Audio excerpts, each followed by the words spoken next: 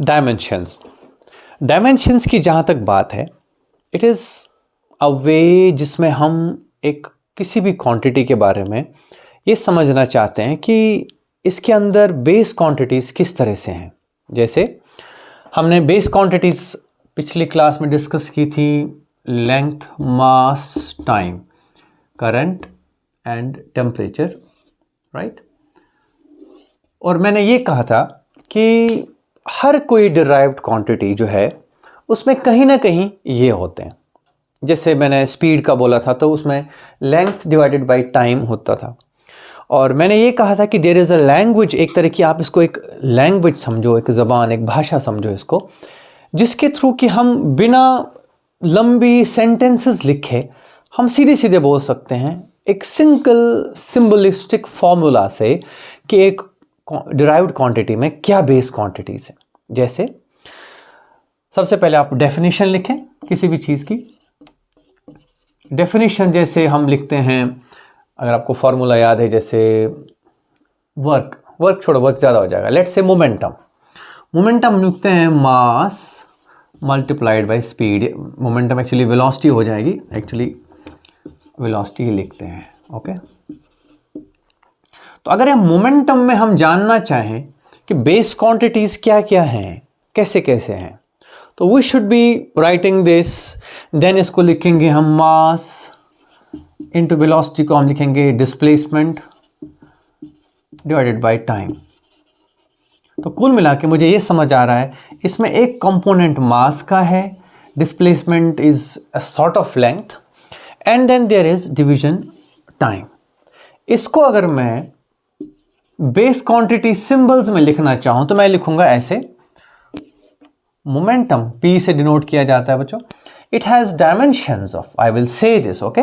Momentum has dimensions written as P equal to, एक तो मास है तो मास का एक रिप्रेजेंटेटिव, मास का power 1, then there is 1 length, then there is divided by time, तो हम लिखते हैं T रेज पावर -1 और इसको एक स्क्वायर ब्रैकेट में लिखते हैं। Now this is a way of saying this much in a very short way, nothing but a short hand, है ना। अगर आप ध्यान दें, it is a sign language जहां आप सिंबल्स के थ्रू अपनी बात कह सकते हो। क्या खराबी है ये समझने में? It is something which might be very useful to us, will see that, right.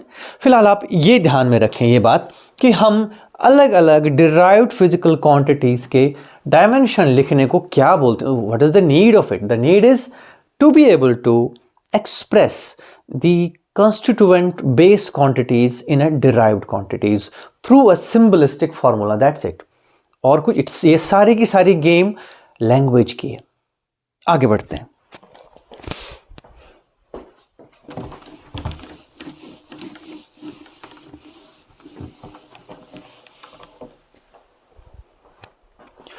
तो अब हम बात करेंगे कुछ एग्जाम्पल्स की जहां हम डायमेंशंस लिखेंगे। फर्स्ट स्टेप्स याद रखना, always try to remember a definitions. For example force को हम लिखते हैं मास इंटू एक्सेलरेशन। अगर आप बहुत ज़्यादा नहीं जानते एक्सेलरेशन के बारे में तो लीव अ कमेंट और something, let me know, otherwise I assume कि ये पता होगा बच्चे को।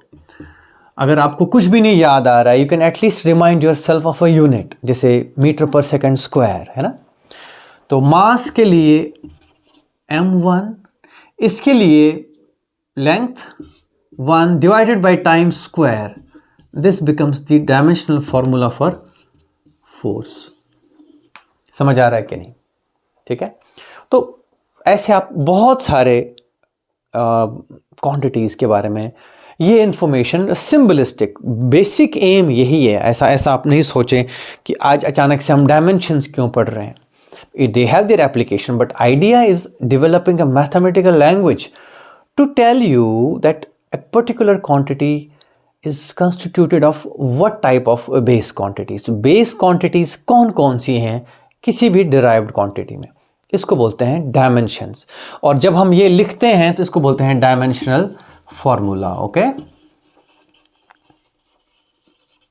तो dimensional formula जब आप लिखते हैं किसी चीज का, that is the main idea of understanding dimensions, to be able to write dimensional formula. मैं एक दो एग्जाम्पल और कहूं, जैसे पावर होता है, पावर से पहले work is more step wise. Work होता है फोर्स इनटू, अगर आप नाइन्थ की बात करें, distance, it is distance along force. चलो डायमेंशंस के पर्पस के लिए डिस्टेंस इज इनफ. तो फोर्स के डायमेंशंस लिख लिए m1 l1t -2, और डिस्टेंस क्योंकि लेंथ ही है तो लेंथ 1, तो m1 l2t -2. This becomes dimensional formula of work. इसमें आप ध्यान दें, कहीं ना कहीं इसमें काइनेटिक एनर्जी वाली डायमेंशंस हैं. याद आया? L बाई टी का स्क्वायर मीन्स स्पीड का स्क्वायर इंटू मास अगर मैं करूं तो that is mass into speed square, जो कि काइनेटिक एनर्जी. नो डाउट हम आगे चल के समझेंगे कि वर्क है या any type of energies, they have the same unit, they are interchangeable. Maybe आपको पता भी हो, 9th क्लास से आपने पढ़ा होगा ये बात, ठीक है? तो nothing new. I am again and again telling you, don't be threatened by some new concept known as dimensions. कोई concept नहीं है. It is a language element which us as students of physics need to understand because it helps us in a lot of ways. Okay? जैसे power. Power की अगर हम बात करेंगे, power की अगर हम बात करते हैं तो पावर लिखेंगे हम वर्क बाय टाइम. क्योंकि वर्क का भी हमने कैलकुलेट कर लिया, तो I can say m1 l2t -2, और एक टाइम से डिवाइड भी करना है आपने. चलो फिलहाल ऐसे लिखते हैं. So that is m1 l2t -3. अब आप बोलेंगे मैंने क्या अचीव कर लिया? कुछ भी नहीं. It is just a dimensional formula, just the constituent makeup of power as long as the base quantities are concerned. We are sure there is no current in it, there is no temperature in it. Happy? ठीक है?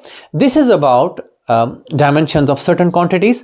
मैं encourage करना चाहूँगा आप सभी बच्चों को कि आप क्या करें कि आप डिफरेंट जो भी क्वांटिटी आपके सामने आती है, जब भी आने वाले टाइम में आपको बहुत क्वांटिटीज़ आएंगी. अभी आप, मैं अज्यूम करूँगा आप 11th क्लास में हैं या फर्स्ट ईयर पढ़ रहे हैं नीट के लिए, तो as you go through the syllabus, whenever you find a new quantity, I urge you to do one thing, that is write its dimensions. Try to understand what are the base quantities involved here. That might help you get a better idea of the quantity, nature of the quantity. ठीक है? कई बार आपको मज़ा आएगा समझने में कि अच्छा इसके डायमेंशंस उसके जैसे ही हैं. ओके, कहीं ना कहीं आप जब काइनेटिक एनर्जी देखोगे, पोटेंशियल एनर्जी देखोगे, आप what ever type of energy लोगे, ठीक है, इलेक्ट्रोस्टैटिक एनर्जी ले, बहुत सारे सिचुएशंस हैं जहाँ पे आपको क्वांटिटीज़ मिलेंगी जिनकी डायमेंशंस एक जैसी हैं या कनेक्टेड हैं. तो that might help you gauge दम मोर. अब मैंने बहुत सारी बातें कर ली, अब एप्लीकेशंस के बारे में बात करते हैं.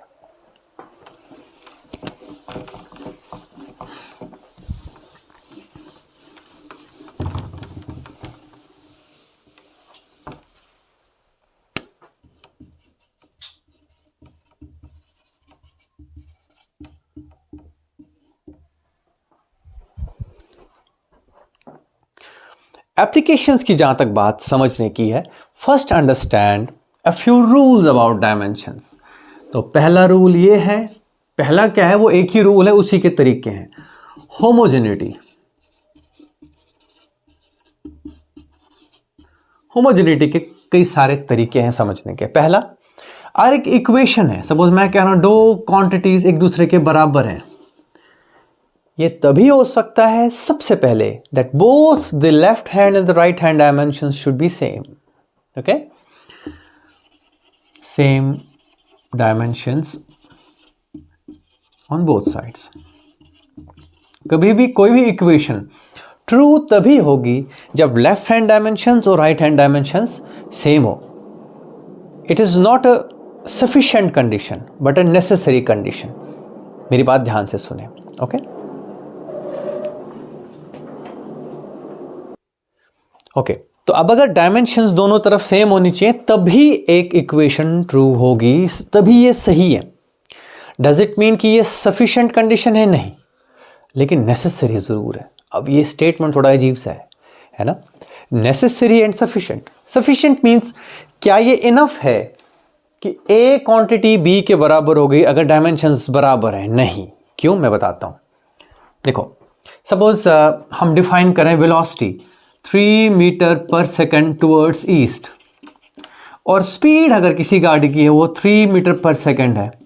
ये और ये बराबर चीज नहीं है, इसमें डायरेक्शन है और इसमें सिर्फ स्पीड है। तो we can not say that this is equal to this, हालांकि डायमेंशंस दोनों की सेम होंगी। So dimension is an necessary condition, लेकिन इनफ नहीं है, इसलिए कैरी ऑन ऐसे ना करें, है ना। बोले क्या बोलते हैं उसको हम, कि तब इंसान ना भावनाओं में बहने की जरूरत नहीं है कि डायमेंशंस मिल गई तो इक्वेशन करेक्ट है। नहीं, हाँ, अगर डायमेंशंस इनकरेक्ट हैं, बराबर नहीं है, तो इक्वेशन गलत है।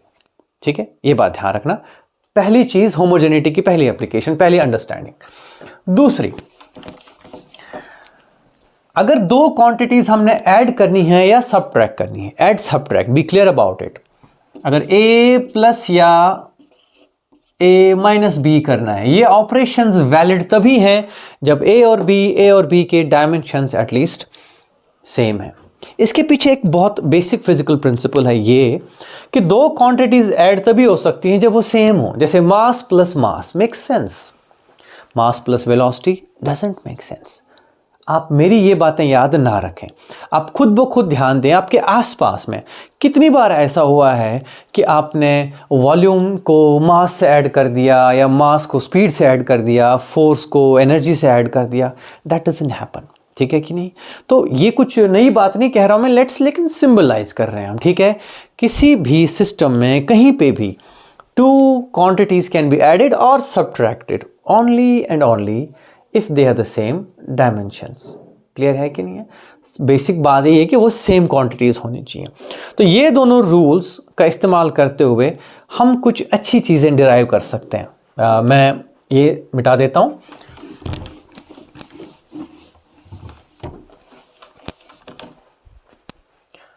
तो एप्लीकेशन नंबर 1 वो ये है that you can check consistency of equations.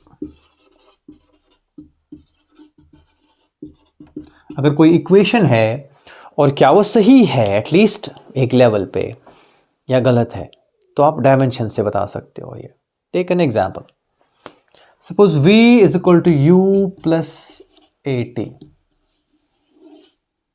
इसकी डायमेंशन L1t माइनस 1 m0, मैं लिखूं या ना लिखूं इट इज स्टिल फाइन।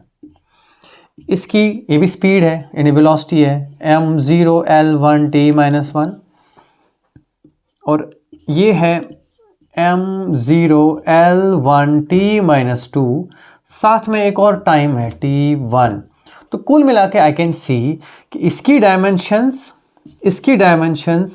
और इसकी डायमेंशंस सेम है। दो सेम डायमेंशंस की क्वांटिटीज ऐड की गई हैं, पहली बात, और उनको सेम डायमेंशंस के थ्रू इक्वल भी सेम डायमेंशंस के ही क्वांटिटी से किया गया है। This seems true at the face value. सही बात है कि नहीं? सच्चाई अगर आपको याद हो, ये आप 9th क्लास में पढ़ते हो फॉर कांस्टेंट एक्सेलरेशन, है ना। अब अगर मैं इसी इक्वेशन को लिखूं v is equal to 3u plus 4at, dimensionally ये भी सही है लेकिन ये इक्वेशन सही नहीं है। क्लियर है कि नहीं? तो डायमेंशंस मैंने कहा it is a necessary condition but not sufficient. इसकी भी डायमेंशंस करेक्ट दोनों तरफ हैं, लेकिन इक्वेशन इनफ करेक्ट नहीं है। दैट इज समथिंग मैंने पहले भी ध्यान दिलाया था इस बात पे कि it is an enough, it's not an enough condition, not as sufficient, it is a necessary condition. होनी चाहिए, ये बात पक्की है। अगर गलत हुआ डायमेंशंस, आपको और इन्वेस्टिगेट करने की जरूरत नहीं है। जैसे v is equal to u square, ठीक है, प्लस 3at, इसमें आप कुछ नहीं करोगे। क्यों? बिकॉज इसका ये है स्पीड स्क्वायर L1t माइनस 1 का स्क्वायर। एक तरह से ये राइट हैंड साइड की डायमेंशन और लेफ्ट हैंड साइड में L1t माइनस 1 ये तो बराबर है नहीं, मत करो इन्वेस्टिगेट इस क्वेश्चन को, ये मत सोचो कि ये करेक्ट हो सकता है कि नहीं, बिकॉज ये करेक्ट हो ही नहीं सकता। Necessary but not sufficient. Dimensions बराबर होना is not a guarantee that an equation is correct, but dimensions बराबर ना होना is a guarantee that the equation is incorrect। ये ध्यान रखना इन बातों का। आगे बढ़ते हैं। okay। इसी चीज को एक और तरीके से देखने के लिए एक क्वेश्चन और ले लेते हैं। लेट्स से हमारे पास है एक equation x is displacement is equal to at cube plus bt square plus ct plus d. T time है और a b c d parameters हैं, कुछ हैं, हो सकता है एक्सेलरेशंस हों या वेलोसिटीज हों, कुछ भी हो सकता है। हमसे पूछा जा रहा है कि इस ए बी सी और डी के डायमेंशंस क्या होनी चाहिए अगर ये इक्वेशन करेक्ट है तो। फिर से dimensions should be homogeneous on both sides and same type of quantities can be only added and subtracted. तो इस तरफ मैं कह रहा हूं डायमेंशन लेंथ की है, टाइम भी जीरो है और मास भी जीरो है। Do you realise this? Fine. Left hand side की डायमेंशन ये है, राइट हैंड साइड की अगर मैं डायमेंशन लिखना चाहूं तो इसकी भी यही होनी चाहिए, इसकी भी लेंथ, इसकी भी लेंथ और इसकी भी लेंथ की डायमेंशन होनी चाहिए, तभी तो बराबर हो सकती है। पहली बात, लेफ्ट हैंड साइड में लेंथ तो राइट हैंड साइड में length, length length length length, nothing else. If there is anything else getting added the equation is a fail. Clear है कि नहीं? ओके। तो ऐसे केस में हम d की डायमेंशंस कहेंगे कि यार ये तो लेंथ की ही डायमेंशन होगी, बिकॉज ये अकेला है, यहां से भी सेम चीज। जबकि इसकी डायमेंशन भी लेंथ की होंगी, तो that means c into time should be length, that means c should be length divided by time. That's it. Okay. Because t नीचे कर दोगे तो टाइम डिनोमिनेटर में आएगा। Similarly, bt square should also have the dimensions of length. So that means b should have a dimension of l by t square. अगर आप ऐसे लिखना चाहो पहले, that can be written as l1t minus 2. In the same breath, I would say at cube should have a dimension of length, bar, homogeneity, right? Then a should have the dimensions of l1 time raise power minus 3। Am I clear? ठीक है। Okay. तो ये हो गई पहली application, that is equation की consistency check करना। Okay. और भी हैं, इक्वेशंस के थ्रू ही आप डिफरेंट अननोन क्वांटिटीज की डायमेंशंस निकाल सकते हो। जैसे हमें पता है gravitational force F is equal to G mass 1 into mass 2 by distance between the two centre square. Good, जी को यही रहने दो, is equal to f into r square by m1 m2। तो जी की भी डायमेंशंस होंगे, उसमें फोर्स की डायमेंशन m1 l1t माइनस 2 हो गई, साथ ही दो डिस्टेंस के डायमेंशंस यानी कि लेंथ के दो डिवाइडेड बाय मास के दो, and we have a very simple formula m minus 1 1 minus 2 l3 and t minus 2। Again कौन सा प्रिंसिपल इस्तेमाल किया हमने इस पे? That dimensions are homogeneous, they should be same on the left and the right. So I think that was enough about equations. Fine. This is one application, one set of applications for it. The other is deriving the possible equations. That is something interesting. Same principle है, homogeneity का ही principle इस्तेमाल करके हम equations more or less काफी हद तक derive कर सकते हैं। I'll give you a very beautiful example. Give me a moment. Okay. Okay. Let's take an example जिसपे हम ये पढ़ेंगे कि dimensions के through हम एक पेंडुलम का टाइम पीरियड कैसे निकालें। पहले समझ लो, ये एक पेंडुलम है। फाइन। ठीक है। Is this visible? I hope it is visible. और पेंडुलम नहीं दिख रहा है? This is fine. Okay fine. If this is the length of the pendulum, let's say मैंने छोटी रखी है, तो मैं देख रहा हूँ कि ठीक है ग्रेविटी है इस स्पेस में और इसकी लेंथ है। फाइन। देखो टक टक टक, ठीक है।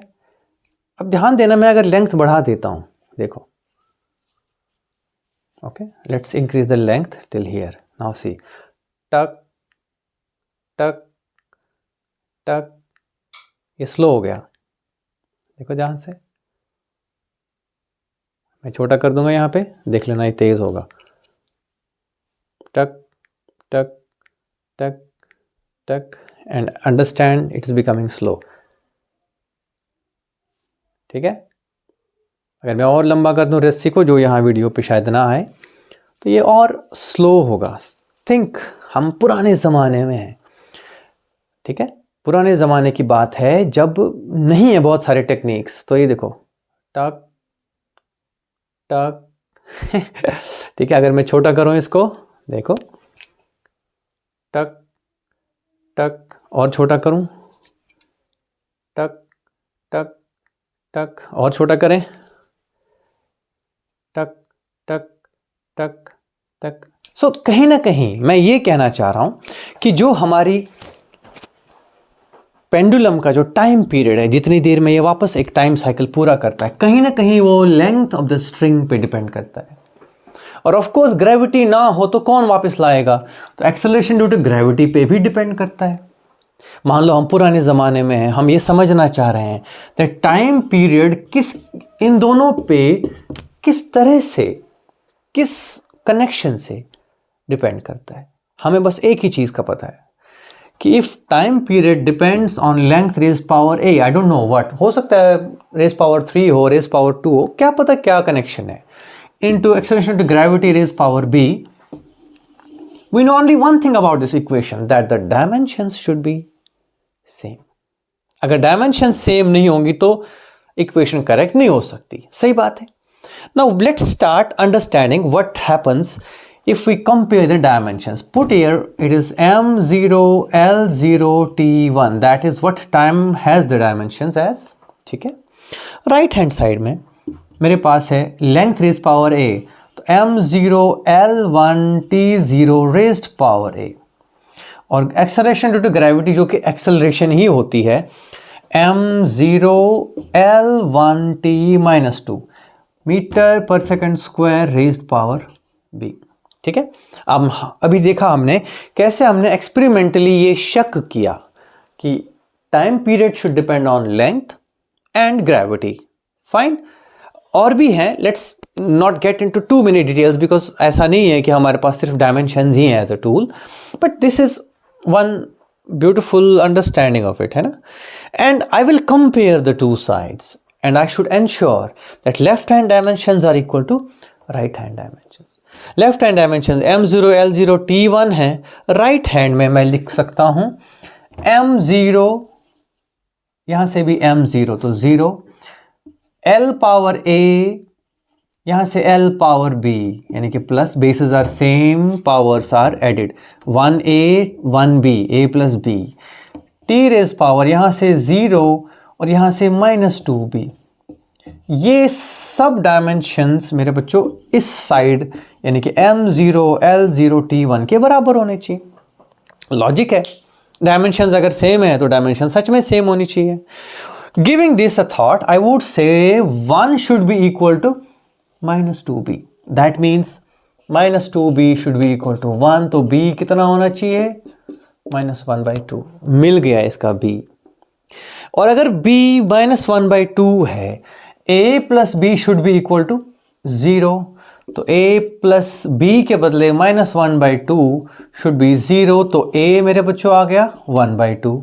अरे वाह, a की वैल्यू 1/2 और b की वैल्यू -1/2, तो आई वुड से ठीक है, it is equal to l raise power 1/2 coming from here, sorry, and b raise power -1/2, यानी कि divided by g raise power 1/2, जिसको हम बड़े प्यार से लिख सकते हैं ऐसे, t is equal to some constant into root l by g।